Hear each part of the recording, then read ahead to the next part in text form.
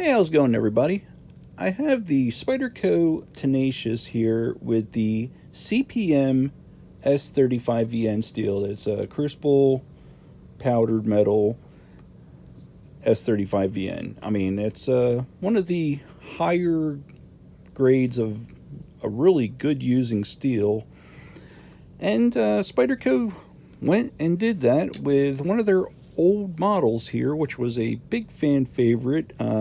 For many years, this has been the knife that a lot of people have everyday carried and used, and it was very well respected and loved throughout the knife community. A lot of competitions between it and the Rat 1 and so forth, and it, for what it was, and granted, it is 8CR13 MOV. It's not no super steel, but I gotta say it holds its own for touching up for sharpness, and the grind that Spyderco puts on the blade, it is really just made for using. And what's also nice was with the Tenacious, and as well as with this newer version here, you do have a liner lock as opposed to a back lock. Of course, nowadays they have more expensive versions with other knives with a compression lock and other types with like an arc type lock, and so be it. But I am kind of partial to a liner lock, and when I had gotten this when it originally came out, I think Nut and Fancy was one of the first big promoters of this knife here, and the bandwagon blew up, and I guess justifiably so. But I was never in love with it because I was getting a little spoiled with smoother action knives that had, say, ball bearing action or just a better action in general. The Rat 1, I think, blew this one out of the water, personally, with the action that it had. But I also noticed that mine was a little stiffer, and at the time, 20 or more years ago, I didn't have those types of torque screws to know better to loosen and adjust and so forth. So with a little bit of time and a lot of flicking, these kind of things can work their way through, and that was the case with this one. But it kind of just set aside with the rest of piles of other knives that I've gotten through and through that I've, just used more. But really, it's a pretty dependable user. And what's nice about this newer version is that it does have this super steel, and they really put a nice flat grind on it. One thing I will always say about Spyderco is, actually two things I will always say. One, immensely ergonomic. Secondly, incredible shaving sharp blades. They really do put a great edge on a knife. Now, granted, this is one of their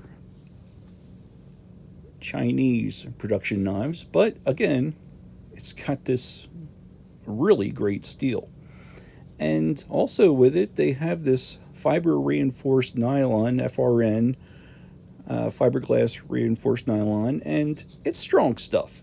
And sure, some people don't like some of them because they can feel a little plasticky, but honestly, with the bidirectional pattern that they put on this here, so you can feel the grit this way, you can feel it that way, and you got the little spider guy there too, which also comes in handy for placing it directly where the clip rides, so it goes in and out of the pocket pretty nicely. And you even got a spider there too.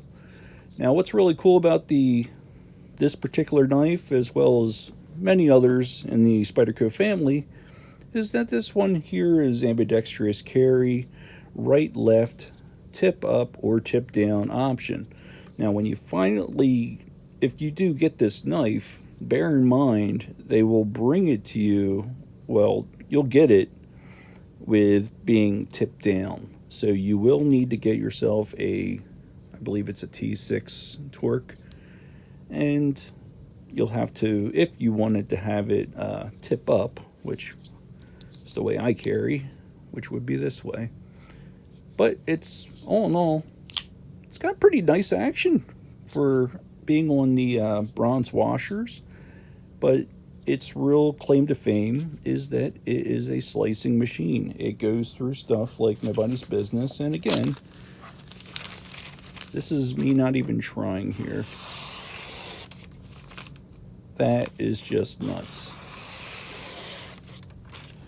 And, yep, hair popping sharp. So let's see, I can get you a little demo of that. Yep, hair shaven sharp. So there's my little sacrifice video for you.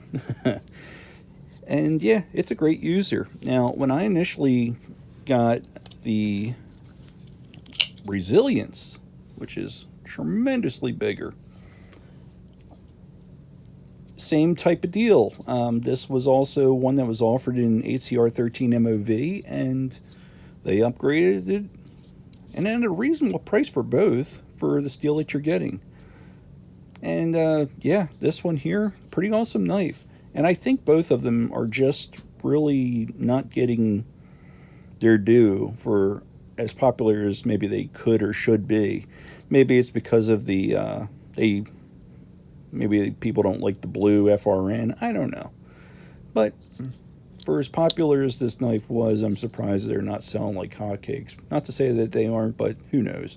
It's just not getting the buzz I think it deserves. And that's kind of ironic, since I wasn't the biggest fanboy of the Tenacious that I'm now making that video in its defense, because, hey, what do you say?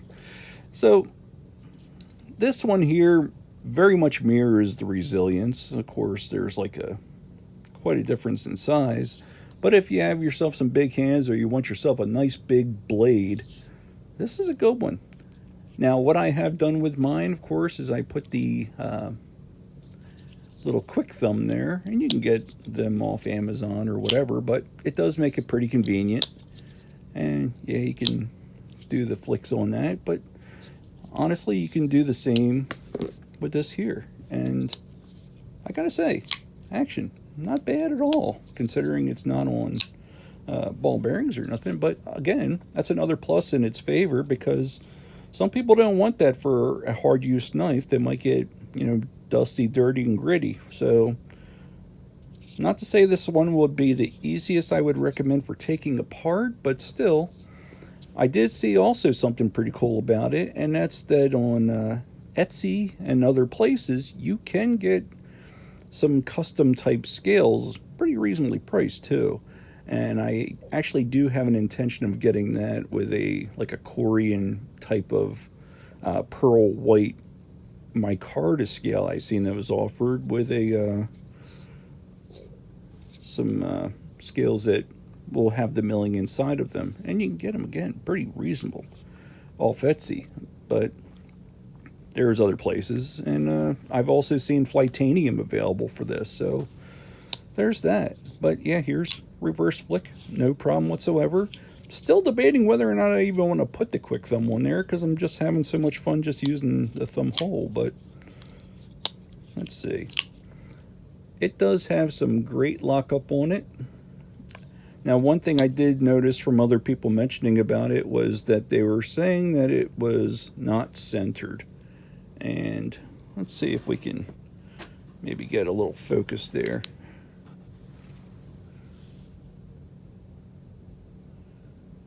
I don't know. I when I first got this here, I was seeing that it was quite possibly maybe favoring one side to the other, but really it's not touching scales and inner liners, so I'm not having any problem with that. And it's also, it's a light knife, but even reverse grip, it's pretty great to use. And yeah, it's a great knife, and especially now that they got this new blade steel in there. So let's just give you the specs real quick, shall we? Overall, we are looking at 7.76 inches. This is a 3.39 inch blade. It's got a 0.12 of an inch blade thickness, and this is a drop point flat ground satin blade. They do have these also in, I believe, half serrated. So if you like that kind of thing, if you're going to be cutting rope, whatever, I don't know. So if that's your preference, go for it. Blade handle is 4.38 inches. Handle thickness is less than a half inch. It is 0.46 of an inch. And as you can see right there, you got the pillared spacers there and a lot of milling, which contributes to its 3.8 or 3.6 ounce that it comes in. So it's relatively light. No problem in the pocket getting it in and out because of that there. And yeah, it's a nice little knife. And it's good enough size to take on some great tasks. Boxes, I've been going through boxes with this, slicing up some things, Amazon boxes, envelopes, and so forth, like I normally do. And this just eats them right up. It's a great knife. They go for about $112, so you can get on like White Mountain Knives. You use my discount code NCN, you can get that for $100.80. So there you go. And I'll let you get a real close look at here. It is a relatively, look at that edge. So yeah, one also nice thing about Spyderco is they know how to do some jimping. And that thumb ramp just works really nice. And you can just get a great usage on it. Some other knives that are similar to it. We have this here. What is this? This is the Manix 2 lightweight. A little more expensive. You do have this type of locking mechanism, and that is nice too. But this is also in CTS BD1 steel, so there's that. This is under that, and honestly, I like the handle and feel of this one more. I know this is probably a stronger lock, but I did actually shave this down to make it more ergonomic for myself. But yeah, there you go, that great jimping with Spyderco. So there's that comparable option. There are others, and yeah, there are other knives that you can get that maybe fit everything that you want. But if you have considered this one, I think it's a home run. You know, you are getting what you're getting. It is not going to be no buttery smooth action or what have you, but honestly, this is pretty decent. And I'm actually been pretty impressed that I'm able to even do a spuddy flick on it without it like stopping halfway, because sometimes these things can be really tight. And I know that was the case with the original Tenacious I got. It was so tight that I just kept it in a drawer. And this here came out pretty much ready for action. And once I started carrying it, cutting with it, and so forth, I'm pretty pleased that I got it. So there you go. And I'll let you get one more look at that there. Yeah, it's a nice knife. And I did go on Amazon for like $10. I got myself a deep pocket clip, just like the one I got here for the Resilience. So I'll probably put that on there after the vid, and maybe I'll hold off on that thumb stub because I am enjoying.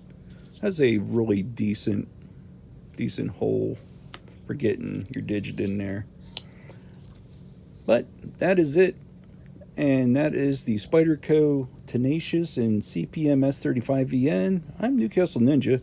Please like the video, and especially subscribe, please. That'd be great. I'd appreciate it. I've been doing this for a little bit, and I just want to keep doing it some more. I'm doing it for you guys, putting it out there for what you might see, or maybe want to get a different look at or perspective before you go put your money out for something. And that's all I'm doing. So doing this for you, doing this out of my boredom, and hope you're liking what I'm doing for you. So with that, take care. See you on the next one, hopefully.